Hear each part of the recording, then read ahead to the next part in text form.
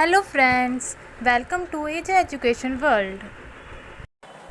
अंतरा part 3। ये दीप अकेला, जिसके लेखक हैं सच्चिदानंद हीरानंद वात्स्यायन आज्ञा। यह दीप अकेला स्नेह भरा है, गर्व भरा मदमाता, पर इसको भी पंक्ति को दे दो। ये जन है गात गीत जिन फिर और कौन गाएगा। पंडुबा ये मोती सच्चे फिर कौन प्रीति लाएगा।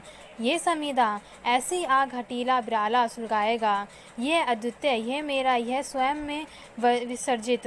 यह दीप अकेला स्नेह भरा है, गर्व भरा मदमाता, पर इसको भी पंक्ति को दे दो।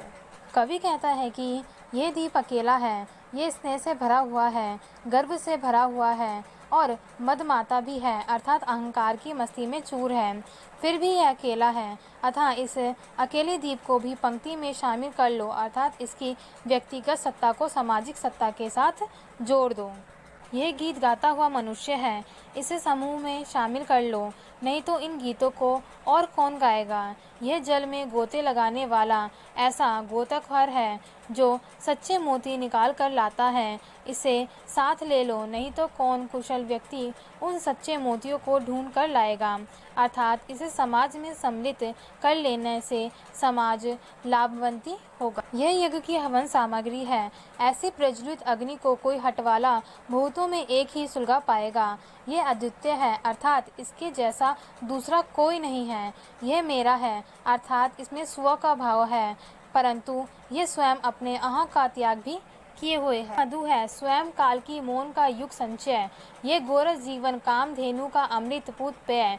ये अंकुर फोड़ धरा को रवि को तख्ता निर्भय। ये प्रकृति स्वयंभू ब्रह्म अयुता, इसको भी शक्ति को दे दो। यह दीप अकेला स्नेह भरा है, गर्व भरा मदमाता, पर इसको भी पंक्ति को दे दो। कवि कहता है कि इस काल के टोकरे में युग युग तक स्वयं एकत्रित हुआ मधु है।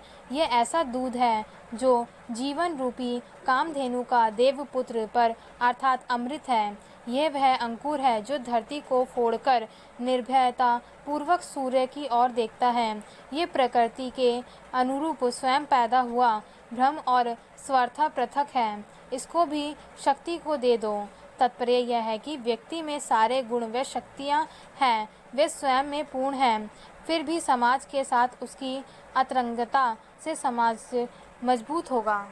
कवि कहता है कि यह दीप अकेला है, स्नेह से परिपूर्ण है, गर्व से भरा हुआ है, इसमें अहा भाव भी है, परंतु इसको भी पंक्ति को दे दो, अर्थात यह अकेले व्यक्ति को भी समाज में शामिल कर लो। यह वह विश्वास नहीं जो अपनी लघुता में भी कापा, वह पीड़ा जिसकी गहराई को स्वयं उसी ने नापा। गुस्सा अपमान अवज्ञा के धुंध आते कड़ुआ तम में, यह सदा दृप्त चिर जागरूक अनुरक्त नेत्र। उलम्ब बहु यह चिर अखंड अपनामा, जिज्ञासु प्रभत सदा श्रद्धामय, इसको भक्ति को दे दो। यह दीप अकेला स्नेह भरा है, गर्व भरा मदमाता, पर इसको भी पंक्ति को दे दो। भी कहता है कि यह दीपक उस विश्वास का रूप है जो अपने छोटे होने के बावजूद कांपता नहीं है। ये वे पीड़ा है जिसकी गहराई को उसने स्वयं ही नाप लिया है, अर्थात इस दीपक रूपी व्यक्ति में पूर्ण आत्मविश्वास भरा हुआ है और इसमें गहरे दुख को भी सहन करने की क्षमता है, परंतु उसकी पृथक सत्ता की अनुभूति उसे नष्ट होने के भाव से मुक्ति दिला देती है। निंदा अपमान अनादर के धुंधलाते कठोर अंधकार में यह हमेशा दृप्त अर्थात करुणा से भरा हुआ, दीर्घकाल से जागरूक, अनुराग युक्त नेत्रों वाला, उठी हुई बाहों वाला और दीर्घ समय से संपूर्ण आत्मीयता से भरा हुआ है। यह ज्ञान प्राप्ति के लिए उत्सुक जागृत सदैव श्रद्धा से युक्त है, इसको भी पंक्ति को दे दो। ये दीप अकेला है, स्नेह से भरा हुआ है, ये गर्व से भरा है और अहा भाव से परिपूर्ण है, परंतु इसको भी पंक्ति को दे दो।